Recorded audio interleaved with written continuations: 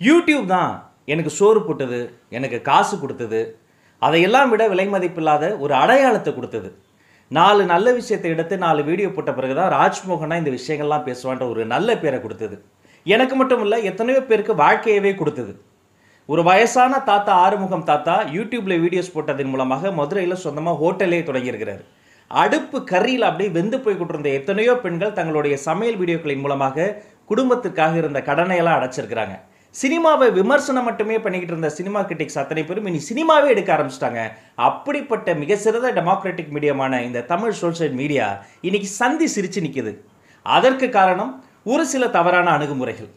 சில தம்பிகள் என்ன பண்ணுறாங்க, இந்த லைக் வெறியில், இந்த வியூ வெறியில் எப்படியாவது ஒரு மில்லியனை தொடணுங்கிறதுக்காக திரும்பிய திசையெல்லாம் கெட்ட வார்த்தை பேசுவது என்பது ரொம்ப சாதாரணமாயிருச்சு. அந்த காலத்தில் கெட்ட வார்த்தையை கேட்பதே ரொம்ப தவறாக பார்க்கப்பட்ட காலம் போய் இன்னைக்கு ஒரு வார்த்தையில், ஒரு வாக்கியத்தில் நிறைய இருப்பது கெட்ட வார்த்தைகள் தான். இப்போ மதன் ஓபி அப்படின்ற ஒரு யூடியூப் சென்சேஷன், மிகப்பெரிய யூடியூபர், கேமிங் வீடியோஸ் மூலமாக தனக்குன்னு ஒரு பெரிய படையவே வச்சிருந்த மதன் ஓபின்ற ஒரு மனிதனுக்கு போலீஸ் சம்மன் அனுப்பியிருக்கு. விசாரணை வளையத்துக்குள்ள அந்த ஆள் வந்திருக்கிறாப்புல. இவருடைய வீடியோஸ் முழுக்க பார்த்தீங்கன்னா அந்த கெட்ட வார்த்தைகள்லாம் அவருடைய அப்பா அம்மா முன்னாடி நீங்கள் பேசுவீங்களா? மாட்டீங்க. ஆனால் யாரோ ஒரு பொண்ணை ஏதோ ஒரு முகம் தெரியாத ஒரு இடத்துல இருந்துக்கிட்டு எப்படி இந்த கெட்ட வார்த்தைகள் பேச முடியுது? இந்த தம்பி மட்டும் கிடையாது, யூடியூப்ல பேசப்படுற எல்லா கெட்ட வார்த்தைகளுமே ஏதோ ஒரு பொண்ணை, ஏதோ ஒரு பெண்ணினுடைய உடல் உறுப்பை, அவர்களுடைய கேரக்டரை அசோசியேட் பண்ணுற மாதிரி தான் இருக்கும். ஒரு ஆம்பளை திட்டும்போது கூட அவங்க வீட்டினுடைய பெண்களை இழிவுபடுத்துகிற மாதிரியான வசை சொற்களை தான் தேர்ந்தெடுத்து பயன்படுத்துவாங்க. அப்படிதான் இந்த சமூக அமைப்பே இருக்குது. அது சோஷியல் மீடியாலையும் தொடருது. ஓமை காட் அப்படின்ற ஒரு நகைச்சுவை வீடியோ சீரிஸ் இருக்கு பாருங்க. அதை பண்ண பார்கவ் என்ற இளைஞன் 14 வயது சிறுமியை கற்பழித்த குற்றச்சாட்டுக்காக பாக்ஸ் ஷோல கைது செய்யப்பட்டிருக்கிறார். டெல்லியில் பார்கவ்ன்ற மாதிரியே இன்னொரு பெரிய யூடியூபர், அவர் நாய்க்குட்டியை ஹீலியம் பலூனில் கட்டி பறக்க விட்டார், கௌரவ் சர்மா.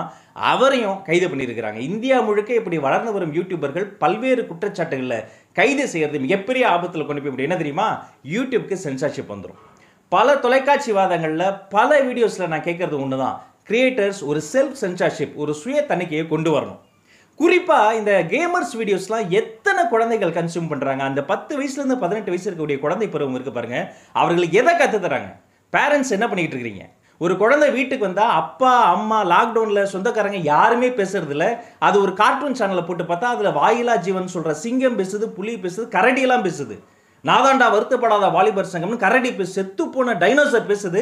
அப்பா அம்மா பேசுறதுல, அப்பா அம்மா கேம்ஸே விளையாடுறதில்ல. வீட்டுக்குள்ளார அப்பா அம்மா கேம்ஸ் விளையாடுறதால இந்த கேமர்ஸ் போடுற கேமிங் வீடியோஸ்க்கு இந்த குழந்தைகள் அடிக்ட் ஆகுறாங்க.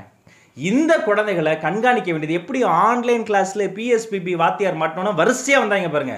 அத்தனை பெரிய அத்துமீறல் இந்த குழந்தைகள் மீது ஆன்லைன் கிளாஸ்ல நிகழ்ந்ததோ, அதே போல இந்த ஆன்லைன் மீடியம்ல கேமிங் வீடியோஸ்ல எல்லா இந்த குழந்தைகளை அட்ராக்ட் பண்ற எல்லா விதமான கண்டென்ட்டையும் மானிட்டர் பண்ண வேண்டியது ஒரு பேரண்டா, ஒரு பெற்றோரா அவங்களுடைய கடமை.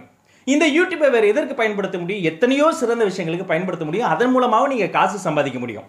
பிரதமேஷ்னு ஒரு சின்ன பையன், 16 வயசு பையன், உலகத்தின் கிளியரஸ்ட் இமேஜ் ஆஃப் மூன் எடுத்திருக்கார். நாசாவால் எடுக்க முடியல, இந்த பையன் எடுத்திருக்கான். எப்படின்னா சின்ன வயசுல இருந்து யூடியூப்ல இருந்து அந்த போட்டோகிராஃபி நான் படிச்சு நானே ஒரு சின்ன டெலஸ்கோப் வச்சு கிளியரஸ்ட் இமேஜ் எடுத்துட்டான். அவனுக்கு பாராட்டு குவியுது. எனக்கு தெரியாத 10 விஷயம் உங்களுக்கு தெரியலாம், உங்களுக்கு தெரியாத ஏதோ ஒரு விஷயம் எனக்கு தெரியலாம். அந்த நாலேஜ் ஷேரிங் பிளாட்ஃபார்மா யூடியூப்பை பயன்படுத்தலாம். எத்தனை தமிழ் சினிமா டைரக்டர்ஸ் ஒரு நல்ல படம் எடுத்துருவாரு, 4-5 வருஷமா அடுத்த படம் இடாம இருப்பாரு. ஏன் சார் அடுத்த படம் எடுக்கல? அவர் என்ன வக்கில்லாம எடுக்காம இருக்காரா? அவர் நினைச்ச ஒரு ஆபாச படம் எடுக்கலாம், ஒரு ஐட்டம் நம்பர் வச்சு ஒரு அழகா ஒரு படத்தை எடுத்து போய் கோடிகளில் நடையலாம். இல்லை, ஒரு குறைந்தபட்ச அறம், நல்லதை தான் செய்வேன், நலமே சூழணும், 4 பேருக்கு நல்ல விதமாக ஒரு படைப்பு உருவாக்கணுன்ற ஒரு அறம் இருக்கு பாருங்க. அந்த அறம் எல்லா யூடியூப் கிரியேட்டர்ஸ்க்கு வரணும். இந்த வியூஸ், இந்த லைக்ஸ், இந்த 1 மில்லியன் ரீச் ஒண்ணுமே இல்லைங்க. 10 வருஷம் 15 வருஷம் கழிச்சு உங்க வீட்டு குழந்தைங்க திரும்பி பார்க்குற போது இதுதான் எங்க அப்பா, இது என் அம்மா, இதையெல்லாம் பண்ணாங்கன்னு பெருமையா சொல்ற மாதிரி ஒன்று பண்ணணும். இல்லைனா பண்ணாம நம்ம வேற ஏதாவது பார்த்துட்டு போயிடலாம்.